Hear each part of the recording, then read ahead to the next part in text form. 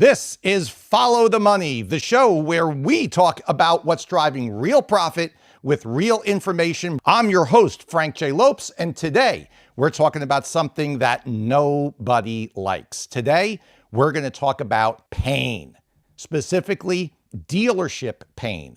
I'm talking about the kind of pain that kills deals, crushes culture, and costs you and your dealership money each and every single day. Now, the 2025 Dealer Pain Point Study has just dropped. And today, I've got Brian Kramer, former dealership general manager and now executive vice president at Cars Commerce, and he's going to break it all down.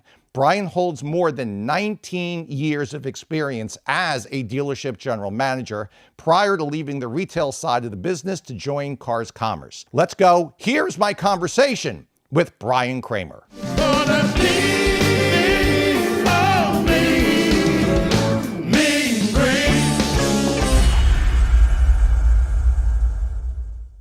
Follow the Money is brought to you by Cars Commerce, empowering local dealerships with solutions to simplify and scale their businesses. Brian, my friend, welcome to the first episode of Follow the Money. Welcome, Brian. I'm pumped, Frank. I always like it whenever we get together. We always I learn a lot from each other, and I'm always looking forward to sharpening the blade with you. Oh, absolutely, man. You know what, Brian? It's always a great time when we get together. And me saying that is not just because I enjoy your company and I enjoy spending time with you, which I always do, but it's because every time that we're together in a setting just like this, the audience gets value. Every time you're on one of my shows, Brian, the comments are always like, this was a great episode. I learned so much. I get DMs from people like, you got to have Brian on more often. Not only are you handsome, but you bring so much value. It's absolutely, it's amazing each and every single episode that we're together, man. And as the past general manager at Toyota Naples, one of the absolute most successful dealerships in the country, my friend, I know you know how to make money. Hence why so many people follow you. I mean, it makes total sense. They want to make money too, don't they? I mean, at the end of the day, isn't that really the name of the game, Brian? It is, but I will say that over the years, I've started really thinking about that a lot more. And I think that that's the price of admission, really, is that if you're going to do what you do and you do it so well that other people talk about it and refer people to you, you should get paid a premium for that. Our goal was never be the best price. It was to deliver the best customer service. And we weren't afraid to say that because we were confident in the level of service that we were delivering at that store.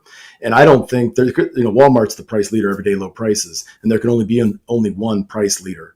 And that wasn't our identity. Now, we were going to be the simplest, fastest, and easiest dealership out there, which was a little bit more challenging to accomplish, but it was more rewarding. The staff had a better quality of life. The customers had a better experience. And I think that's what it's really about. And at the end of the day, really, you said something that immediately, right away, we're like 3 minutes in and I've already got a bunch of things out of you. It's amazing. The things like that are so worth doing are always going to be different and they're always going to be harder than what everybody else is basically like willing to deal with. Think back to Toyota Naples. It wasn't that far back that you got to think back like we have to have like a big memory bubble or something like that. But think back to when was that pivotal moment? When did you know that you were going in the right direction, that you were doing things different? And when you were doing that, tell me about the naysayers. Tell me about the people that showed up and that were like, oh, you shouldn't be doing that. You're playing too risky. Tell me about that. So there was two main pain points. The first one was when in 2017, when it was a J curve, right? We got worse before we got better.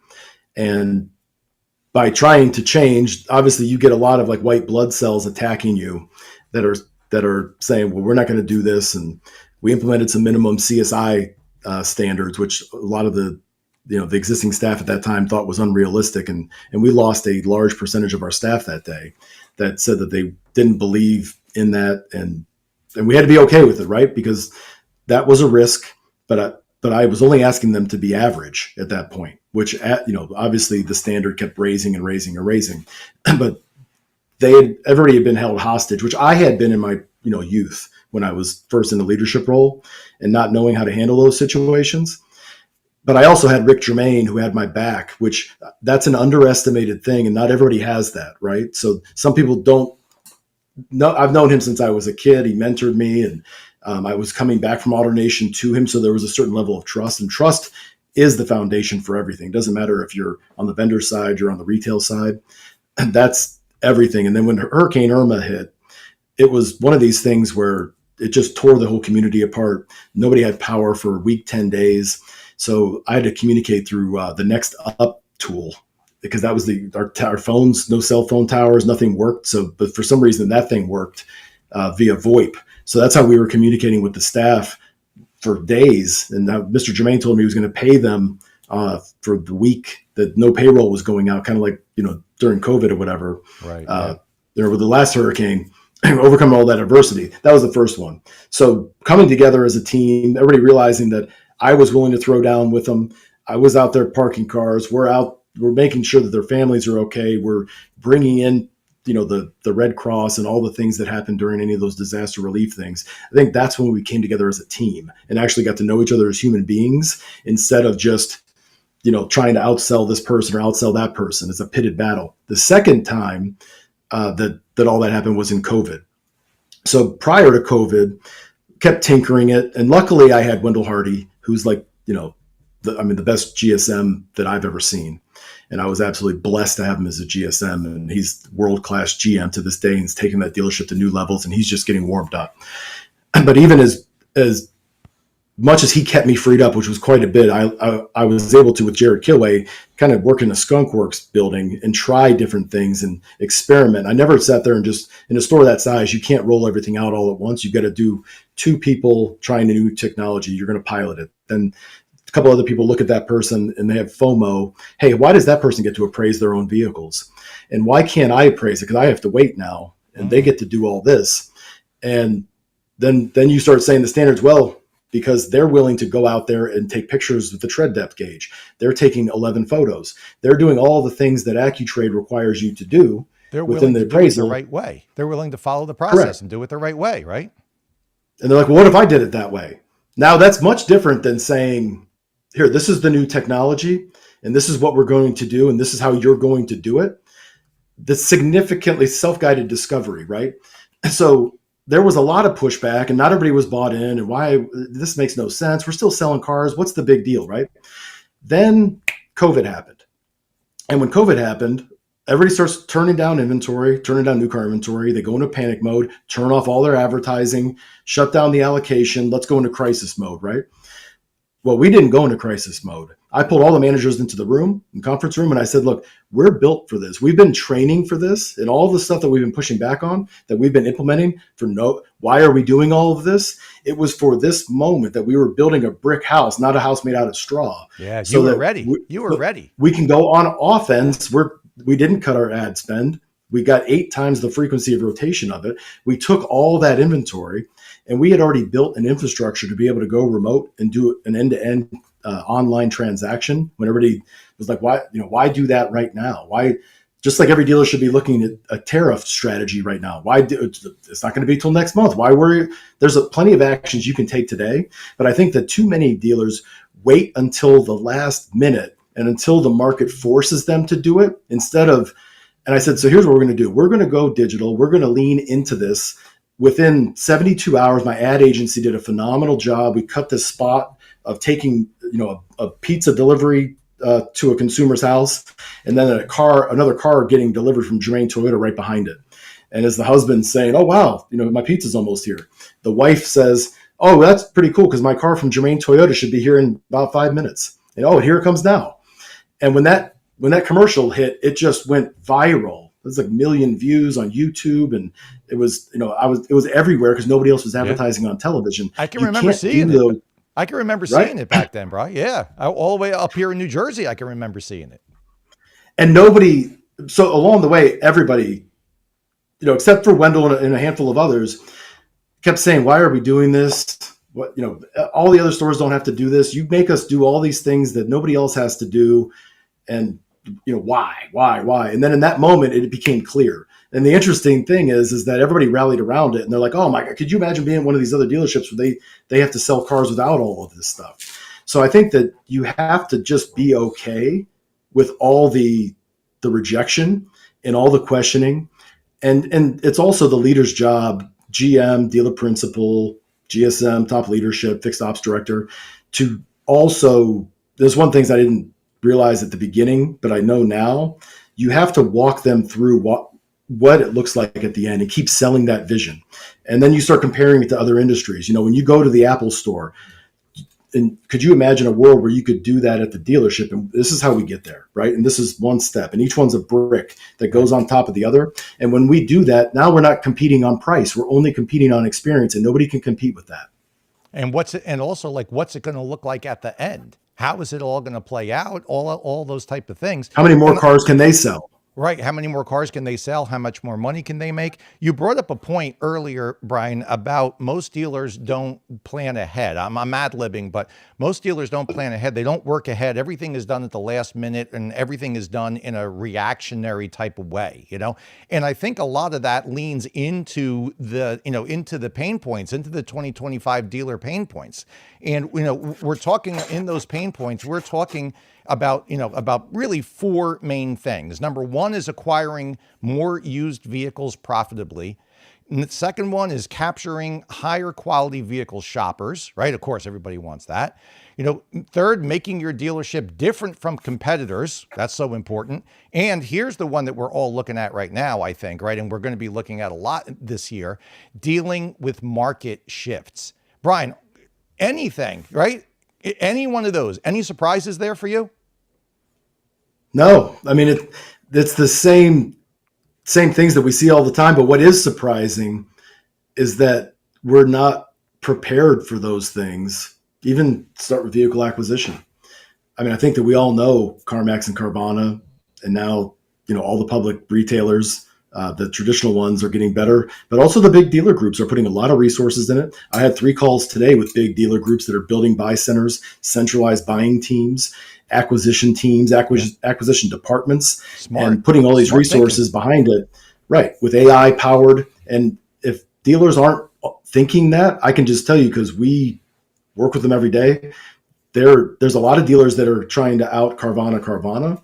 And then there's a lot of dealers that are just sitting there saying, I don't believe it. It's a Ponzi scheme, and want to be dismissive of it as they keep acquiring all the best trades. And then the dealers that are being dismissive are fighting for all the scraps at the auction. They're the ones that Carvana is taken to the auction, because Carvana and CarMax wholesale 45% of their consumer acquisitions. That's fair game. All the while, less than 40% of the transactions with franchise dealers has a trade attached to the deal. So that's where the trades are going. They got to go on offense. Everybody knows it's a pain point for consumers.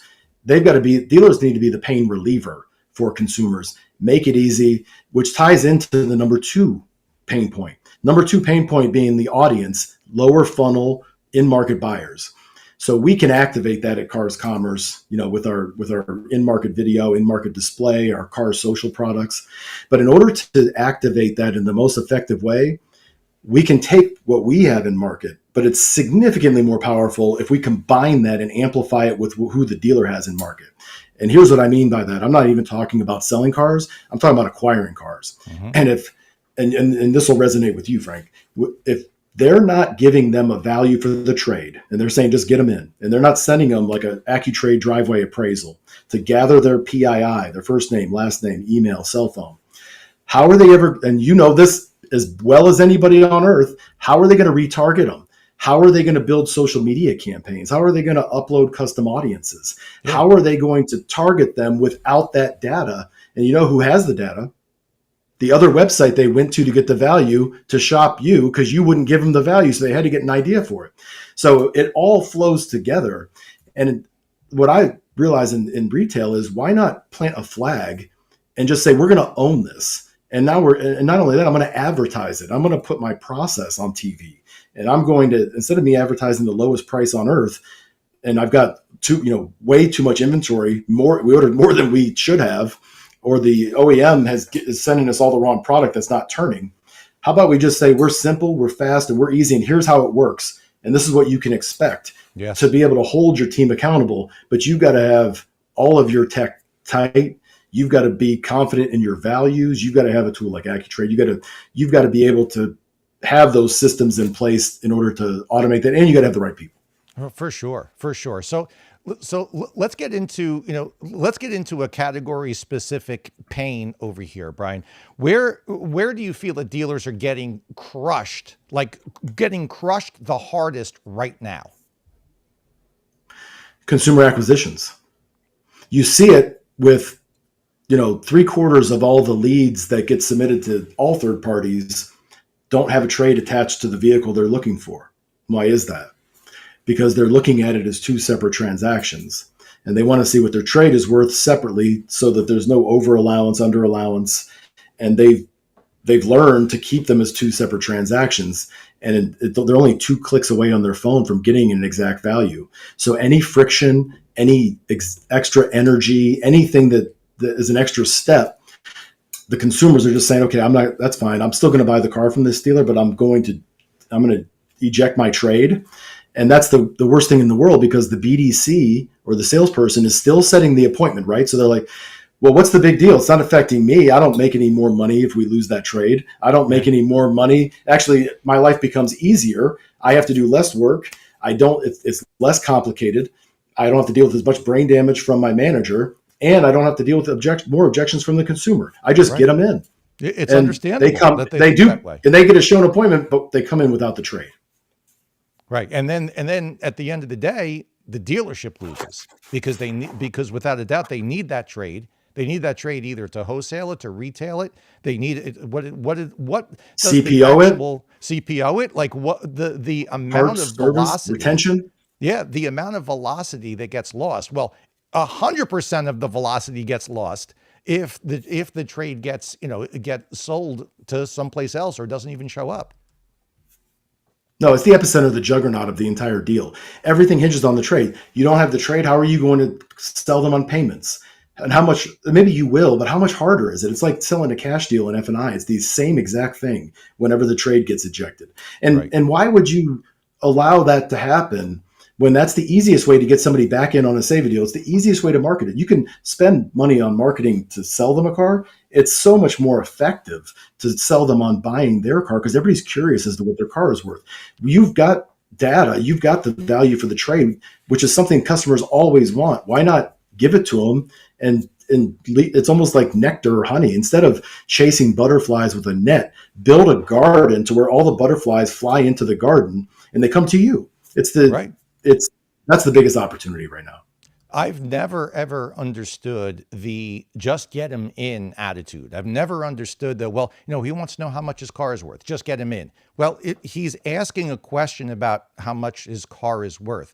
What in the world do you think is going to get him in? If I don't answer the question, he's probably not coming in, right? But if I answer the question, I have a better chance. And a lot of times, Brian, you know as well as I do, a customer asking, what's your best price? What's the out the door price? How much can you give me for my trade? A lot of times they're simply just asking a question. They're just asking for information. And as soon as you those are buying questions, lower funnel questions. Yeah, absolutely. And as soon as you don't give them the information, as soon as you don't answer the question, they're gone. It's as simple as somebody saying, hey, what time is it? And you're like, well, I'm not really sure. I'm going to have to look at my watch. I don't really have my watch with me right now. I don't really know what it is when I'm going to be seeing my watch, but hey, can you meet me later on at 3:00, or when can you come over to my house and I'll tell you what time it is? To a customer, am I right? I mean, that's exactly. No, everybody wants to know what the price is, but 80% of them finance it. And they're asking it because they don't know what to ask. Now, I'll tell you this. Do you know why I think that?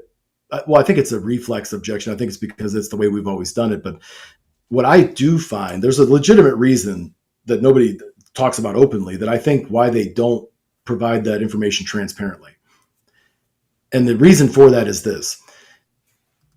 Their process from the online experience, everybody wants to give a range and they want to give themselves some breathing room and some margin of error. When the two leading competitors that are the best at it are just giving an exact number, but they're giving a confident number that they put a lot of time and a lot of research into it that they're comfortable with. And they're going to play the volume game, put proxies on every car at the auction, but they're comfortable doing that because what happens next is the most important part. And what happens next is when you tell the customer that, okay, well, you're going to give me that much for a trade? Yes, pending the fact that it doesn't have any more damage. It's just the way you described it. Yes, that's how exactly we're going to do it. And when you come in, we're going to do an active appraisal together. And I'm going to go through it. We're going to walk around and look at it together. And then after that, here's the next steps and here's what you can expect. The problem is, and Frank, I've seen you in, a classic Chevrolet, and we cross paths out, in the general population. We both are visiting dealers all over the country. Take a dealership like that that's world class, but the majority of dealerships, how many times do you see 100% of the customers, like in F&I, right? Where it's 100% of the time, 100% of the customers, they all get presented a menu, they get presented the same way every single time in interview. How many times do you see that happen with an active appraisal? I mean, Brian, never. Maybe three out of 50 are done the same way. Everything else is just kind of on the fly. And that's why they're not confident in the number. And that's why they don't want to give an exact value, because they're not confident that the in-store experience is going to reflect what the online experience is from an execution standpoint. That's where dealers have to improve.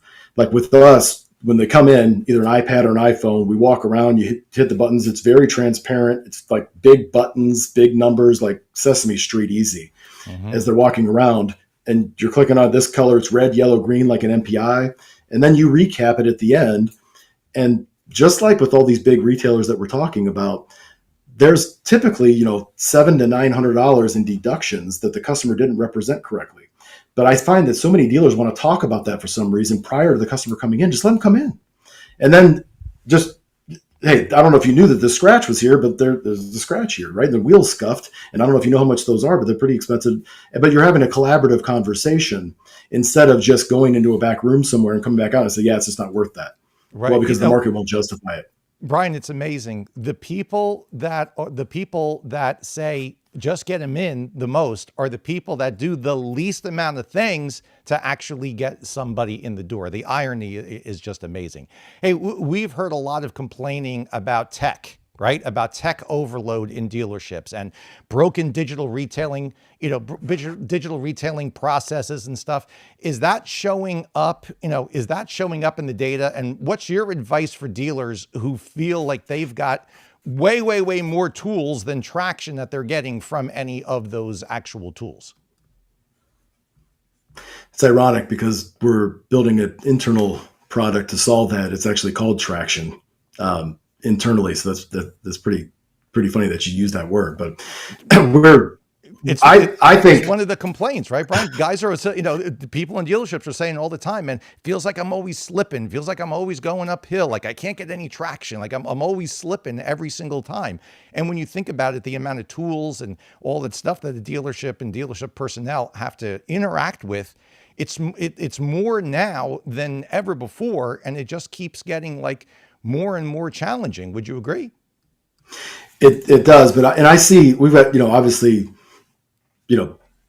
20,000 dealer partners, and there's 18,000 franchise dealers, so we deal with everybody basically. But our best of the best dealers, then I try to go out and seek them out and figure out what they're doing, and I want to try to bottle it up and put lightning in a bottle and scale it. And when I see what they're doing, everybody has access to the same types of data, right? And everybody has the same access to connect it to their technology. And our slogan at the company, at Cars Commerce, is simplify everything, about everything in automotive. And I do think that there's a lot of consolidation of tech stack that needs to be done. And I think that there's a lot of redundancy that we're eliminating. For instance, with AccuTrade, for instance, it does the work of like 7 different products in a tech stack that you don't need because it's a guaranteed offer. It also appraises cars. It's service drive acquisition. It's a vehicle buying center. It's a website widget. It's an inventory management tool. So and more. But that's one example of a lot of people have 5 or 6 different things doing that are disconnected, that have multiple calls to action on the website that are conflicting. One of them provides a range. One of them provides an exact value. And it's almost like, and I've asked dealers, why would you put all these, at least even if you're not going to use us, Just have one, simplify it. Right. Right. Absolutely. But Just have one. Why confuse the customer with, what's my trade worth? Value your trade, right? I mean, you could come up with 5 or 6 different ones. One of them goes to, one of them goes to one tool, one of them goes to another. Some of them, the dealer don't even know that, like, that a company threw it on their website. It just does nothing but, once again, confuse the customer. That's it. But everybody goes too fast, and the key decision makers that thought it was good at a 20 group or maybe at NADA, they need to be involved and have the same type of ownership that they had when they made that decision during the install. They need to hold us accountable, and then they need to hold everybody accountable, every vendor, the vendor partners that integrate with each other, to make sure, because the dealers have a lot more leverage, I think, than they think that they do. And if you get during the install, for instance, hey, I want you to integrate with this other partner, right? We can send an email and they might get around to doing it and it, take a few days. But as soon as the dealer picks up the phone and says, hey, I need, this Cars Commerce product I know you're a competitor, I need it integrating with your stuff tomorrow. It happens every time, but it takes that key decision maker. And if that top down buy-in is there on the install and the staff sees that this is important, it's not just a flavor of the week, you see it all the time, then they're going to take it more seriously. But I think that every dealership manager, leader in the future needs to be really good at recruiting, hiring, developing, talent. But they also need to be good. They don't have to know the technology and know Google Analytics and GA4 and all that stuff, but they need to understand change management, and they need to be able to walk their teams and their staff through kind of what, and a lot of clarity, and explain to them, this is where it's at, like we were talking about earlier, and this is what it's going to look like at the end, and paint that vision. There's an analogy they teach at the Disney Institute. There's 2 different, people, and they're walking down the building a church, and as they're walking around, how you doing? How are you doing? I'm just building bricks, waiting until 5 o'clock, and the sun's beating down. I can't wait for this day to be over. And then they get to the end, and they said, oh, and how are you doing? And this young man stands up and he goes, I'm doing amazing. You know why? Because I get to be part of building this cathedral. And someday people are going to walk through here and they're going to get married. And there's going to be baptisms here. And there's going to be all these amazing things for centuries that happen here. And I get to be a part of building it.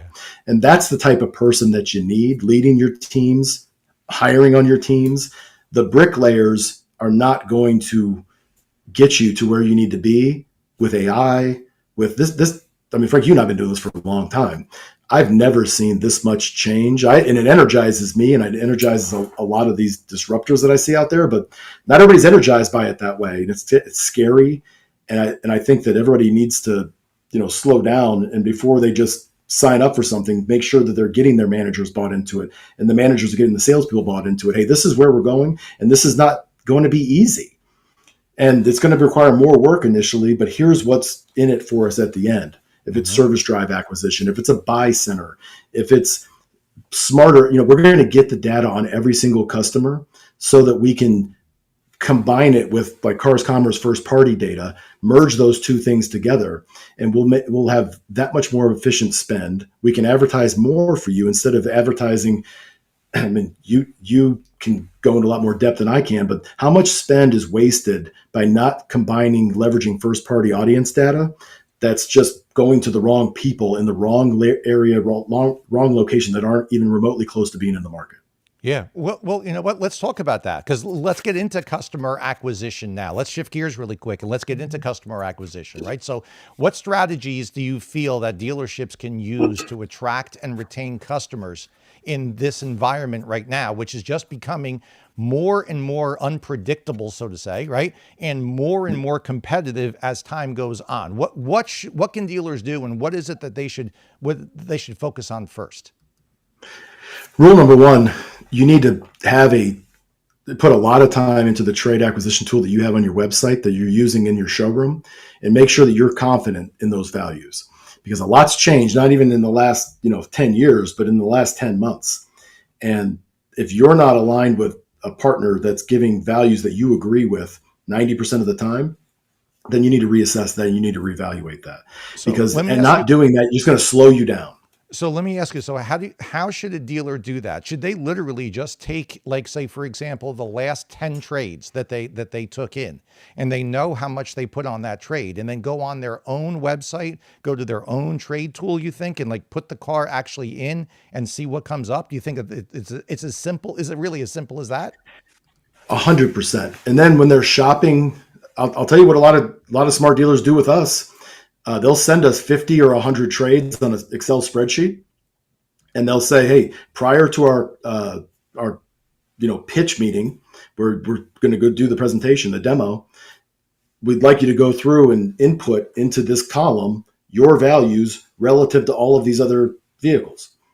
And I was just at a dealership in Newport Beach yesterday morning, and they were doing this with three of my competitors. Up, right, Brian? With the travel and everything. After a little while, you don't know what day it is. When you wake up, you don't know where you actually are. I know what you mean. I had to ask Julia Guerra from our team what day it was earlier today. But when I was in Newport yesterday, and I'm going through it, they were very transparent with me. They go, "Yeah, we're comparing you against this part, this vendor, and this vendor, and we'll see who's the most accurate."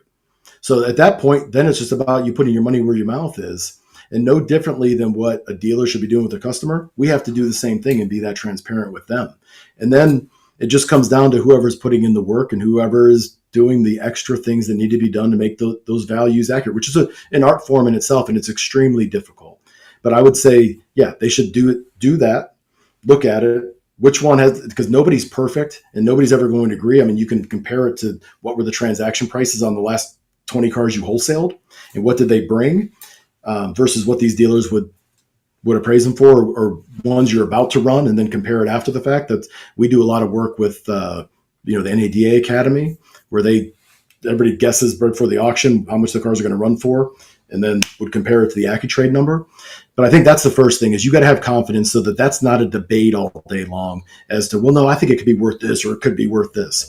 Because once you have a baseline as to, and it needs to be somebody who's willing to write a check for the car, not just somebody putting a number out there that it's and there's only, a handful of players that are willing to do that. So that's step one, is get that out of the way so that you can go fast, because you have to triple, quadruple, quintuple the amount of appraisals you're doing in order to increase appraisal velocity if you really want to get good at this game. And you can't be sitting there over analyzing a one-off for 4 or 5 hours debating about that, killing time, killing deals. And once you have that out of the way, now it's time to start really getting tactical and strategic. First thing I would do once that's established, this is who we're going to go with, and we're going to trust the number, right, wrong, or indifferent. And we're not going to debate about it. And there's going to be, it's like a loss ratio. There's going to be some returns on Amazon, but there's going to be a lot more sales. And we need to be looking at the law of abundance factor. Now that we've got that out of the way, now we look at the CRM. What's our sight unseen appraisal, blind appraisal, virtual appraisal, whatever you want to call it, process? And are we willing to commit to that? And are we willing to commit to what happens once the client arrives? That we're going to do 100% active appraisal with the customer 100% of the time with 100% of the customers, because that's what it takes in order to, when you know that you're going to measure the tires every time, you're going to scan it with an OBD when the client comes in. So you make sure the catalytic converters, because everybody always goes, well, I wanted to give myself some breathing room in case there was some recon needed. Well, just send them a driveway appraisal link, let them fill it out. And then it's just a matter of validation. And to your point, which you said earlier, what's the easier way to get an appointment? Yeah, if it's exactly the way you said it, when can you come in so we can validate it? It's the same thing, just bring it in or just, right, get them in. But that's the ultimate hook. And most people don't use that lever. They don't even ask for the trade. So then I would take the links. With us, we have dedicated links so that you can track the look to book or the win rate effectively on each one of these campaigns, which is, I believe, how it should be done by salesperson. Because the salesperson, everybody's measuring what's their look to book in the showroom. With AccuTrade, we are very, rigorous on measuring it by salesperson for sight unseen appraisals, for service drive, because people that are good at internet leads are not always good at showroom leads or service drive leads. So making sure that you're also putting the right leads with the right people and the right opportunities around the right people. But you've got to also be okay with them unleashing that link. Gone are the days of Well, you know what? That depends on a lot of different options. Speaking of that, when's a good time for you to come in, right now or a little bit later? The customers, to what you referenced, what you said earlier, Frank, they want an answer. And what's an Yeah. easier answer than, you want to know what your trade's worth? No problem. What's your cell phone number? I'll text you a link right now and you can self-appraise it in less than 2 minutes. How does that sound? Yeah. As simple as that. Right. And now I've got their PII, so I can retarget them and That's market right. them, which is what dealers are so good at. So, and combine it with first party data and line that thing all up. And you can't do that unless you get the first two pieces out of the way. Sight unseen appraisals, by far the biggest opportunity. For And sure. then service drive acquisition is a whole nother conversation. Yeah, absolutely. For sure. Brian, let's talk about something that right now, as we're recording this episode, is like it is the topic. It is the thing that everybody's talking about. And I'm sure most of you listening right now or watching right now, and Brian, I'm sure I'm about to say the T word, right? I'm about to say the T word. I'm about to say tariffs, right? What is your take on what is going on with tariffs right now? We're recording this right before the April 2nd deadline. So what is your take on tariffs, and how should dealers be preparing now, and also as soon as we see what's actually going to happen with tariffs, how should they be preparing? How should they be playing the tariff game to their own advantage? I'm glad, that's a great question. And it's very similar to the answer to, how do I prepare for digital retail, or how do I prepare for change management? And in Florida, we have hurricanes every 4 or 5 years, depending on where you live. And we have, at least we're, at Germain, we wrote out a checklist. Didn't mean it was going to happen tomorrow, but when it does happen, we don't want to have to think about it. And we don't want to have to panic and have everybody in a frenzy about, what am I going to do? Is everything going to be okay? Am I going to pay my bills? All those things. We had emergency numbers calling this, lock this down, make sure that this is secured, make sure that you have gas in all the vehicles, because gas, all that, the keys are secured in this certain way. All the cars are upstairs on the upper deck parking garage from the flood comes through. And nobody gets calm, right? Or nobody gets frenzied. They all calm and they're like, hey, yeah, and then we're going to divide and conquer who does what. Same thing with tariffs, digital retail, any thing you're trying to overcome. I think there's a mental toughness and elastic resiliency that you have to get a mindset in people that everything's going to be okay, but it takes preparation. So if I'm in retail tomorrow and I'm saying this and I'm making this up as I go along, but I would be going through first, and I'd do a shameless plug. I would pull the cars.com American made study. We've got a ranking from top to bottom of what's the most American made vehicle to the least American made vehicle. And I can tell you that the most American made vehicle is a Tesla. It's the only one that's 100% made in the US. Yep, the least American made is, there's a couple imports from Europe that are at the bottom of that list that are going to be more affected than others. But every single vehicle is affected in some way. And there's a lot that are, and who knows if it's going to be 75% of what the parts mix is, and as this stuff goes through. But I know that I would have a list up at the sales desk. I would be sharing this, communicating with my team, my service department, my parts department. I would be asking my parts manager, what's our plan on aftermarket parts? Because a lot of aftermarket parts are made in China. And, do we have a strategy on that? Because we're going to get hurt. What's our speed to market strategy? How much longer do you guys think it's going to take if this part shortage happens? Because who knows more about parts than a parts manager? That's service right. manager.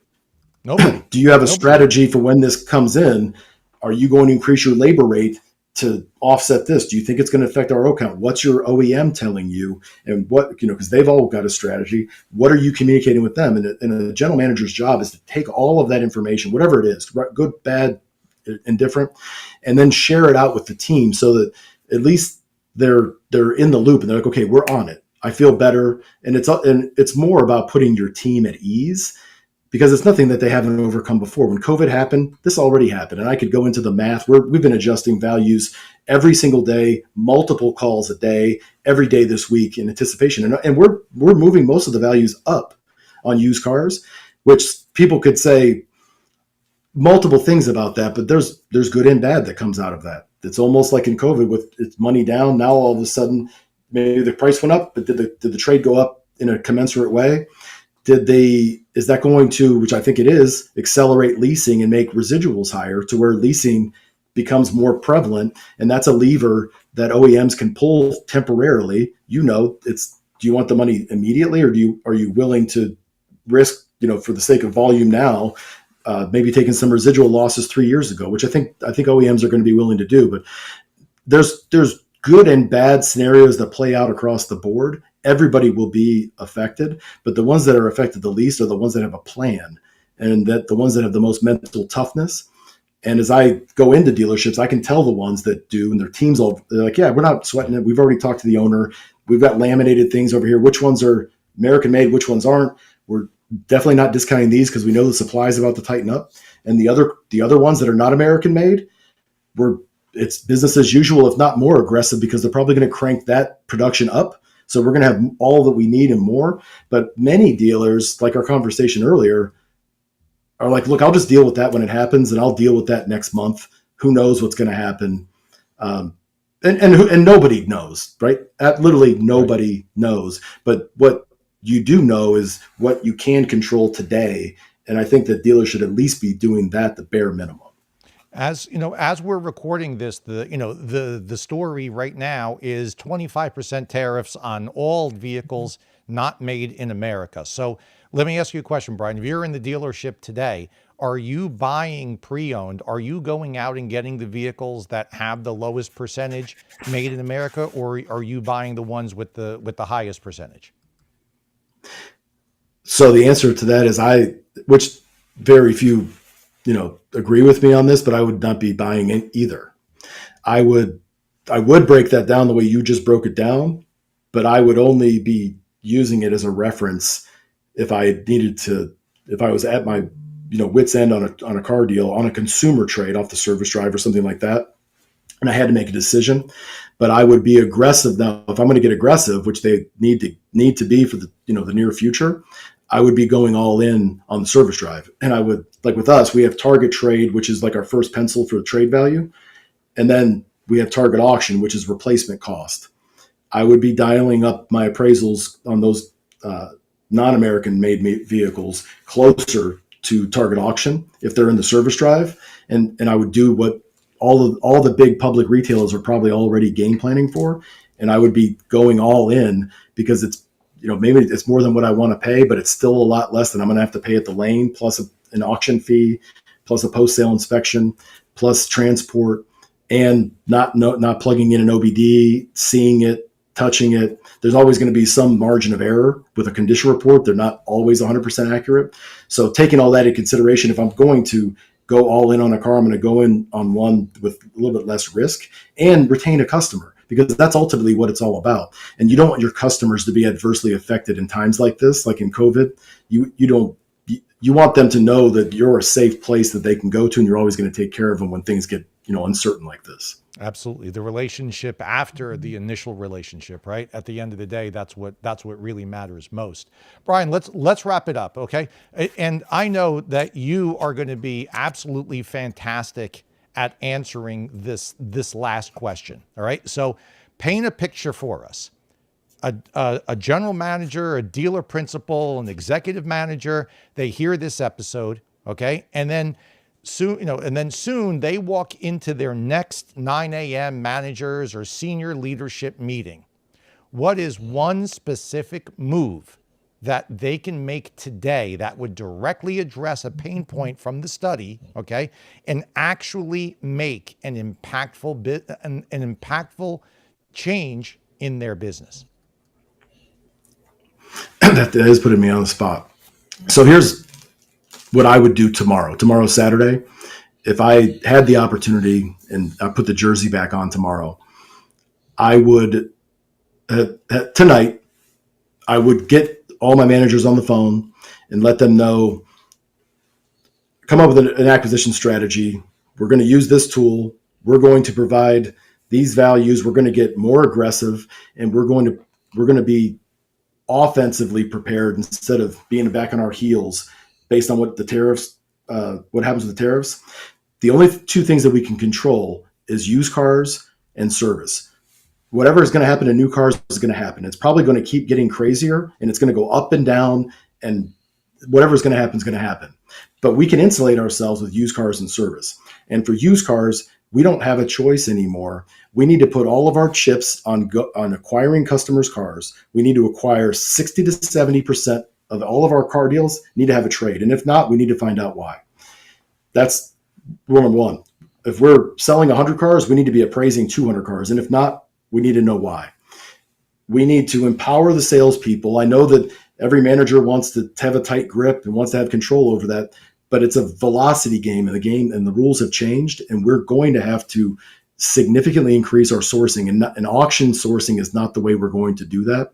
That's, an emergency situation in some cases, but we need to have a consistent flow of consumer acquisitions coming in that are profitable. And I need all of you to be with me on this. And then I would tell them all to poke holes in it and tell me why it's not going to work. Once we get that out of the way, then the next morning, tomorrow, I would go out to the sales staff and let them know, hey, I'm sure you heard a bunch of noise about tariffs, because it's going through all their heads, right? And then if you don't address it as the leader, the huddle is going to address it. And the person out back smoking by the dumpster is going to say, hey, I can tell you how this is going to end. You just got in the business. You picked the wrong time to do that. Yeah. And we're all screwed, right? Yeah. We're all screwed. I've never seen it this bad. So yeah, the top leadership needs to, if you don't control your narrative, somebody else will. So you have to go on offense on narrative, and you need to put everybody at ease and tell them, this is not the first time I've seen something like this. COVID, Great Recession, it's cyclical. But here's the deal, and here's how we're going to handle this. And we're going to make it up in used cars, and we're going to have to all work together as a team. And we're all going to have to be focused on 70% of our cars having a trade, or car deals having a trade-in. We need to appraise more cars sight unseen, so we're going to make your life easier. We're going to put an AccuTrade link in your CRM. We're going to let you text it, email it. Anybody who wants to know what their trade is, this is how you can do it. And then we're going to retarget. So the more customers you send those to, the more customers we'll market to for you with Cars.com first-party data and all the different things that we can do with that information. Social media, you name it, but that's how we're going to win. But they've got to put everybody at ease. They've got to calm their nerves that everything's going to be okay. And then they say, I know how to win. This is how we win. What else do you need from me to make that happen? And then you've got alignment. Yes, absolutely. Very, very, very solid advice. As always, Brian Kramer, the best advice, the most direct advice, the knowledge that you have, in my opinion, is second to none. And I believe that I know most, if not all, of the people that are in that upper crust, that upper echelon circle. Without a doubt, always valuable, always. Brian Kramer, any last words for anybody as we're going into the real good sellings, what should be the really good selling season of 2025? What's the best Brian Kramer advice right now? Well, for the next 3 days, I would be marketing, advertising, letting every consumer know. I mean, there's never been a greater sense of urgency than this tariff thing. And you don't want to have on, let's say, April 1st, April Fool's Day, or April 2nd, a customer coming in and saying, okay, yeah, you know what, I'm going to do it. And you have to tell them that the car's 25% more. And they say, why didn't you tell me that? I don't watch the news. I had no idea that was going to happen. There's no worse feeling than doing that. And so I would say that every dealer has an obligation to tell every consumer and call every single customer that they hesitated or haven't called, to let them know that. It's the best call to action on earth. It's a great reason to call, which is tough to be able to get for most salespeople, BDC reps. And it's the right thing to do. And if not, then at least you can have a conversation about something else, about how much more their trade's worth as a result of that next month. But I think that it's a phenomenal reason to follow up. Not that it's something that you should be self-serving on, but it's something that if you're truly committed to guest service, that it's an obligation you have to the client. No, I think that's solid advice, and it's absolutely that's a very much of a now type of a action that all dealers should be taking without a doubt. Brian Kramer, my friend, thank you so much. Thank you for being our guest today.